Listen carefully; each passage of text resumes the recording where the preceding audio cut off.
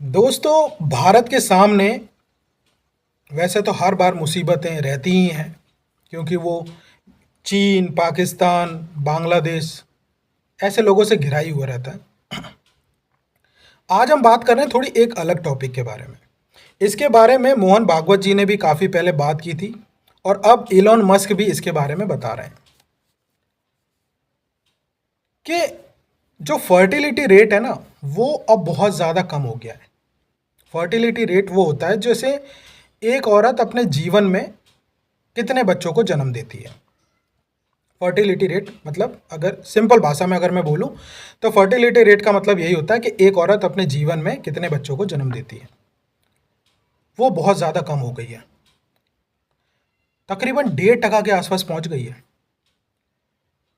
मुसलमान लोग अब इस बात को समझने लग गए हैं, जो पढ़ लिख गए हैं। बाकी ज़्यादातर लोग कर रहे हैं, एक या दो बच्चे ही हो रहे हैं लोगों के। और अब भारत अभी सबसे मतलब 30 से 35 साल की एज में है। भारत की एज अगर मैं बोलूं तो 30 से 35 साल की है, 35 साल की मान के चलो। लेकिन अब भारत बूढ़ा होगा, लेकिन उसकी जगह भरने के लिए लोग अब बच्चे पैदा कम कर रहे हैं। ठीक है, एक या दो ही करते हैं, ठीक है, उससे ज़्यादा वो बच्चे पैदा नहीं कर रहे हैं। इससे होगा ये कि भारत की जो आने वाली जो जनरेशन होगी वो बूढ़ी ज़्यादा होगी। जवान कम होंगे, बूढ़े ज़्यादा होंगे उसमें। तो इसलिए मोहन भागवत जी ने बोला था कि अपने बच्चे ज़्यादा पैदा करें। अपनी जनसंख्या को बचाए रखने के लिए आपको बच्चे ज़्यादा पैदा करने होंगे, क्योंकि अगर आपने बच्चे पैदा कम किए तो आने वाले समय में लोग कम होंगे, मतलब जनसंख्या को आगे बढ़ाने के लिए। ठीक है, वो फिर कम होती ही चली जाती है, बहुत ज़्यादा डिक्लाइन होता है नीचे। और जो हैं अभी, वो अब बूढ़े होते जाएंगे। तो जो लोग बच्चे कम पैदा कर रहे हैं वो आने वाले टाइम में एक तरीके से खुद के अस्तित्व को बचाने की जद्दोजहद में लगे होंगे, क्योंकि बच्चे ज़्यादा हैं नहीं।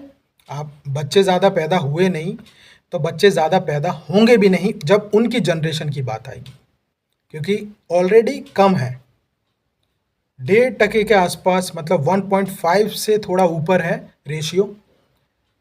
तो ये एक बहुत ही ज़्यादा चिंताजनक बात है आगे के लिए। तो इसलिए मोहन भागवत जी ने और एलोन मस्क ने भी कहा है कि बच्चे ज़्यादा पैदा करो, क्योंकि ये बहुत ज़्यादा ज़रूरी है जनरेशन को बनाए रखने के लिए, देश को जवान बनाए रखने के लिए। क्योंकि जब देश का युवा अपनी एक एज को पूरा कर लेगा, देश का एज जो अभी 35 है, वो जब बूढ़ी होगी तो उसकी नई जगह लेने के लिए लोग होने चाहिए ना। अगर वो ज़्यादा नहीं है, बूढ़े लोग ज़्यादा हैं, तो वो एज मानी जाएगी उस देश की। तो इसीलिए मोहन भागवत और इलॉन मस्क ने ये बोला है कि बच्चे ज़्यादा पैदा करो। मुसलमान लोग जो बच्चे पैदा कर रहे हैं वो देश को बढ़ाने के लिए नहीं है, वो डेमोग्राफी चेंज करने की बात कर रहे हैं। वो ज़्यादा पढ़ते नहीं हैं, वो ज़्यादा लिखते नहीं हैं, देश में कंट्रीब्यूट बहुत कम करते हैं। ठीक है, जैसे अगर मैं बोलूँ, पारसी लोग सबसे कम लोग हैं, लेकिन सबसे ज़्यादा कंट्रीब्यूट करते हैं वो देश की अर्थव्यवस्था में। तो यही वो चीज़ है। मुस्लिम लोगों की आबादी अलग तरीके से बढ़ रही है, लेकिन जो दूसरे लोग हैं उनको अपनी आबादी बढ़ानी है ताकि वो जिंदा रहें, उनका देश जिंदा रहे सही तरीके से। वरना आपने ईरान में देखा होगा, मतलब 100-150 साल में वो वहाँ पारसी लोग थे, 100-150 साल में चेंज हुआ है वो।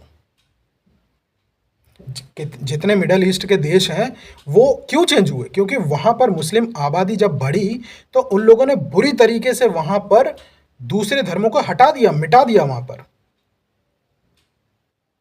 वो फारस था, जो ईरान है आज का फारस, वो अब ईरान है।